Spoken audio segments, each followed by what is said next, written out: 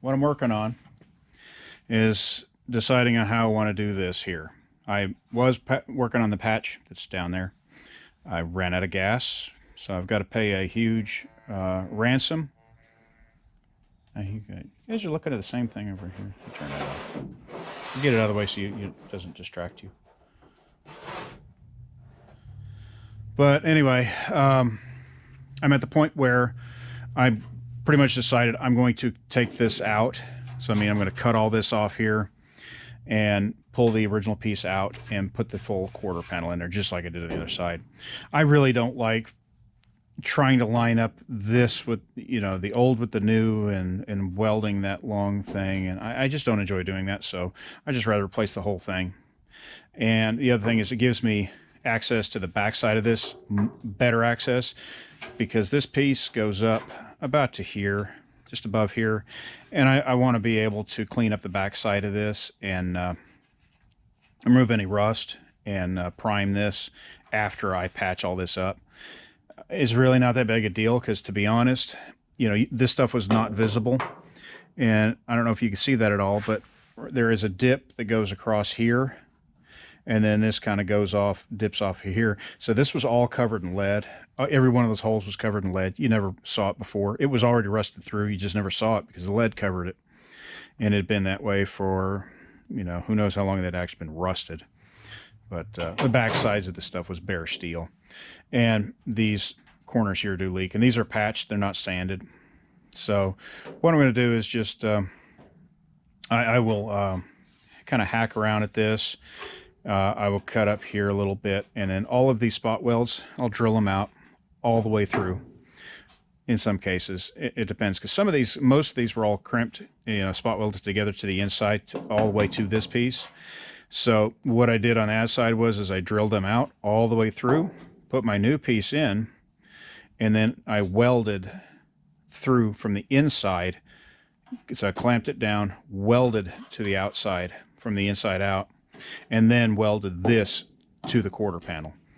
And it worked. It's just kind of tedious. You have to crimp and do this twice, kind of. But it works, and that's what I'm going to do again this time. Like I said, it gives me access to clean up the backside of this. I can see a lot of guys that probably just, even just clean it up, spray it, and fill it, and not even worry about it, because again, like I said, it's covered. But I could see that happening. I don't like doing it that way. Because even if I did this, even if I prepped this and cleaned it all up both sides and epoxy primed it and covered it in filler, I know that hole's there. I don't like that. And I just don't like, because I will know it's there. I'm not going to play that game. So yeah, I'm just going to take this whole piece off, and I'll kind of put you guys over there, and you'll kind of get a little bit of look at some of it.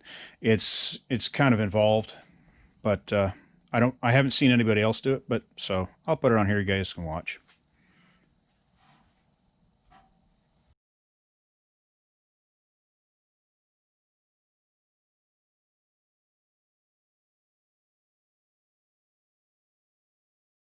Now, this is why this tool is so much better than a typical seam breaker. You can't do that with a seam breaker because they're too thick. This is nice and thin. It gets right up in there, and it just will cut right through whatever you want. Like I said, this will cut right through the steel if you want it to. Sharpen that edge, round it off, squared, hit it here for going through that way. Way better than a seam breaker as far as I'm concerned. Okay, well, I was doing some work off camera. I was going ahead and drilling these out, because I got to drill these out bigger to weld from the backside anyway, just make life easier. And it just, you get little things that stick here and there. But I was drilling those out, doing my normal chiseling up, and tragedy happened. It broke. I broke it. I broke my trusty putty knife. It's a sad day. So, yeah, I'm going to have to find a replacement for this guy somehow. A very sad day. I've had that for a very long time. In fact, I've had this putty knife for a long time, and I haven't had it for a long time because it was actually in this car. Because a friend of mine, his mom that had bought it, I helped her work on it in the early 90s, and for whatever reason I had this putty knife and I left it in this car along with a couple other tools, and I didn't find it until I was going through and pulling all the stuff out of there. So I've had this thing forever, but it just kind of took a vacation for about 20 something odd years while it was hiding from me, and now I have broken it. But yeah, these are a little harder steel than the newer ones. So yeah, that's just sad. And there's the rest of them. Yeah, I don't think that's going to work. Well, I'm going to call it quits there for the day. Well, we are back a day or two later, and after the untimely death of my favorite little pry bar cutter all-purpose tool, I couldn't find one like it. I ended up getting this. It's a scraper. It's that one. It's thicker. It's I'll see if it works. I wish it was just, it's about that, the other one was about that much longer. I'll see if it works.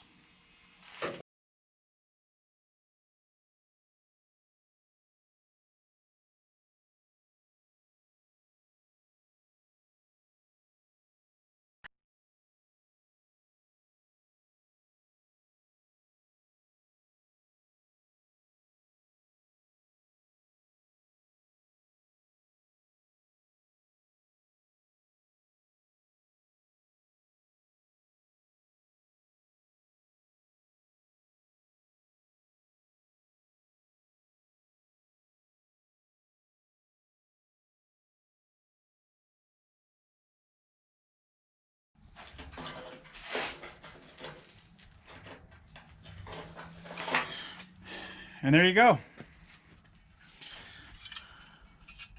That's all it takes to get the top half of this out. And I kind of lost a little bit there, a little bit there.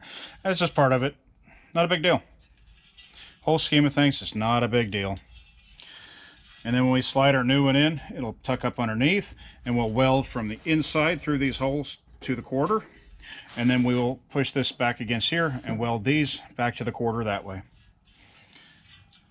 So that was, where is that? That was right here. And this is that hole I was talking about, where that rust hole is. It just seems like it's like an open area for moisture and air to get to, and it's like it rusts right there. And the same thing on the other side. What's funny is it doesn't happen back here because it's sandwiched. This only happens because it's open. But I'm going to clean up the rest of that, pull out what I can, and some of this is kind of stuck up in there. Then I will take this, reach up in there, and clean off little bits here and there. I call this the Buzzy tool. They have a new one of these that has quick release. I don't have that, but these work great. For just a handy tool for a lot of things. Get a good metal blade. This is not. But you can just reach up in here and cut stuff off. Slow, but it works. Alright, so got this somewhat prepped. Still working on this. Ran out of gas, so I couldn't finish that up. I went ahead and pulled out some more of this here. I've got to clean this up. Can't weld that either right now. But I got that there, got that there. And I'm going to I'm going to do like the other side, and I'm going to go ahead and cut this piece out, reuse the original. I just don't want to fight with this one here. It's just easier to use the original. So I'm going to drill all those out, and then we're going to test fit this and see how it fits.